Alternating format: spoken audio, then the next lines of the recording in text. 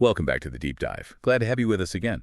Today we're jumping into a topic that, well, it might make you rethink some things you thought you knew about success. About human nature, even. We're exploring this really fascinating, maybe counterintuitive link between narcissism and extraordinary achievement. And our guide for this journey is Dr. Lavney Moten from N5 Digital Inc. We're basing this deep dive on his essay, Narcissism and Extraordinary Achievement Across History. What's great about Dr. Moten's work here is how it pushes past that typical view of narcissism as just a negative thing. Exactly. Right from the executive summary, his main point is, look, we usually see narcissism as a flaw, too much self-love, grandiosity, always needing admiration. But history tells a more complicated story. It suggests that this very same intense self-belief, the kind of drive that can push people away sometimes, that's often the very fuel for these huge achievements. Military victories, art, politics, even technology. So our mission today, if you like, is to kind of trace this double-edged legacy. We're going to look at historical figures, right, from ancient times up to now. We'll explore how these individuals had both, profound narcissism and achieved extraordinary things. Some definitely pushed humanity forward. Some, unfortunately, led to terrible tragedies. And a lot of them, they left a really mixed, complicated legacy. It helps us understand narcissism less as just good or bad. It's more like a force multiplier. Okay, a force multiplier. I like that. Let's unpack that through history. We're going on a bit of a journey here through different eras, seeing how this dynamic played out. Let's start way back in antiquity. Divine kings and conquerors. This is where power and vision often seemed almost superhuman, right? Absolutely. In the ancient world, narcissism often showed up on a truly monumental scale. You see leaders claiming divine links all the time. It was perhaps a way to justify that huge self-belief, their grand plans, and that belief really propelled what they did. And you can't get much more monumental than, say, Ramses II in Egypt. Those colossal statues, Abu Simbel, carving his name over other pharaohs' work. I mean, talk about making a statement. It wasn't just internal belief, it was a massive public display. Totally. And his reign did give Egypt this image of lasting grandeur, no doubt. It lasted centuries. But that same drive, that need to be the biggest and best, it also pushed the empire's resources right to the edge, straining the whole nation just for his self-glorification. It's a perfect example of that force multiplier idea, amplifying the achievement, but also the cost. So Dr. Moten flags this as a mixed impact. Right. The drive for glory created both the wonders and the problems. That's key. Yeah. Okay, what about someone like Akhenaten, another pharaoh, but his focus seems different, more ideological. Less about giant statues, maybe. Precisely. Akhenaten's narcissism was more about this intense, singular belief system. He pushed Aten, the sun disk, as the only god, and he demanded worship as the only go-between. It was a kind of spiritual grandiosity. He even built a whole new capital, Amarna, for it. But here's the thing. His vision didn't really connect with the wider society. It felt too personal, too forced upon people. And the result? When he was gone? Well, the whole thing basically collapsed pretty quickly after his death, led to a lot of political chaos, resentment. It left an interesting artistic style, the Amarna style, but politically, it was destabilizing. So while his conviction was massive, the author sees the impact as mixed to regressive. It shows how that narcissistic energy, if it's disconnected, can actually speed up decline. Okay. Let's move forward in time. From antiquity's sometimes self-defeating ambitions, our deep dive takes us to early modern Europe. Monarchs and revolutionaries. This is where individual egos continue to reshape whole nations, sometimes really dramatically. Definitely. In this period, you see narcissism continuing to shape leadership, how states were built, and the consequences often ripple right down to today. And you can't really talk about this era without mentioning Louis XIV of France, the Sun King.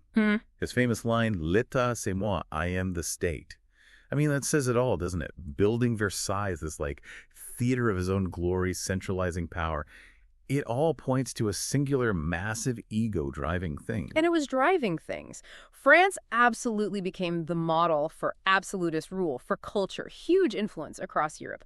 Louis's demand for perfection, his grand vision, it really pushed France to new heights, culturally and politically. But that same relentless drive for glory, it led to incredibly expensive wars, massive extravagance. It burdened the nation hugely financially, and you could argue it planted some seeds for the revolution later on. So it's a classic mixed impact. The brilliance and the burden are totally tied together. Yeah, the same traits built the splendor and set up the fall.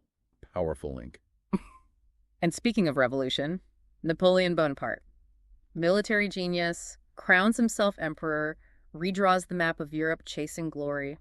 His self-belief must have been off the charts. Oh, absolutely. He's maybe the ultimate example of that narcissistic force multiplier. His almost, superhuman confidence fueled these campaigns that spread new ideas, meritocracy, modern laws, administration across the continent, changed things fundamentally. But that exact same never satisfied quest for glory, it also brought unimaginable devastation. Endless wars, millions dead, constant instability. So a very clear, very profound mixed impact he built and destroyed on an epic scale. Okay, let's jump ahead again, the 20th century, an era where, with modern media, the cult of personality just exploded. Our next section is the 20th century, dictatorships and cults of personality. Yeah, and this period often shows the most, catastrophic result. Yeah. When you combine extreme narcissistic traits with absolute power and those new tools of propaganda, the potential for damage is immense. And the most obvious, most tragic example has to be Adolf Hitler. His narcissism seems rooted in this unshakable belief in his own providential destiny. And that fueled this huge, incredibly dangerous cult of personality that allowed him to manipulate a nation toward horror. Exactly. His absolute self-certainty was a terrifying multiplier for evil. The essay is clear. His impact is regressive. Just destruction on a scale that's hard to comprehend, war, the Holocaust. There's really no positive side to balance that destructive drive. But then you have someone like Joseph Stalin. He transformed the Soviet Union, industrialized it, led it to victory in World War II, made it a superpower, yet his paranoia, his narcissism led to purges, famine, the gulags. It's a different picture. It is, and that's why Dr. Nemotin classifies his impact as mixed. Stalin's drive for total control and modernization, however brutal the methods, did result in the USSR becoming a major global power. That's undeniable, but the human cost. Millions suffered and died under his terror. You just can't separate the development from the devastation. It's a deeply tragic mix. Okay, so we've seen these patterns across centuries. But what about now? In our super connected world, this brings us to the final section, contemporary figures, innovation and media politics. How does narcissism show up today? Well, today's platform, social media, 24/7 news, they amplify individual personalities like never before. It makes their tendencies, narcissistic or otherwise, incredibly visible. And their impact, for good or ill, can be huge.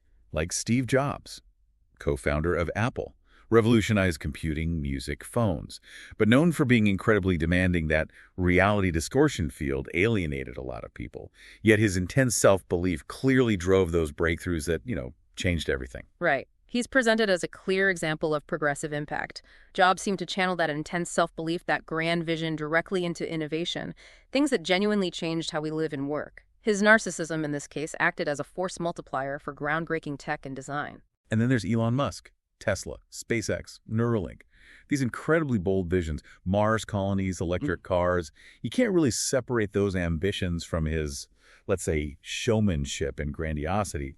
He's controversial, but definitely visionary. Another example flagged as having a progressive impact. Musk's huge, often very public self-belief and grand plans are directly tied to pushing into new frontiers. Space, energy, things many thought weren't possible, or at least not so soon. And lastly in this section, Donald Trump.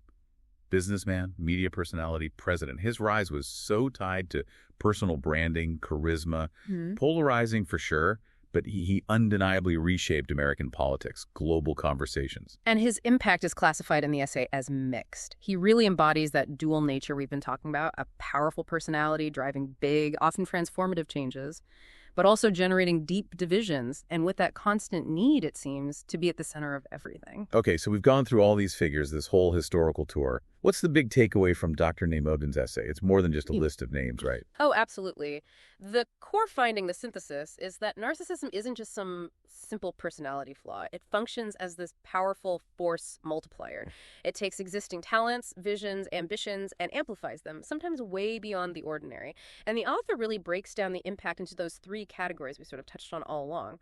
First, the progressive narcissists. People like Jobs, Musk, maybe even figures like Ramses II or Alexander the Great. In certain ways, individuals whose self-belief linked to a vision actually led to lasting cultural or technological growth, things that advanced humanity. Second, the regressive narcissists. Think Nero, communist back in Rome, or Hitler Mussolini more recently.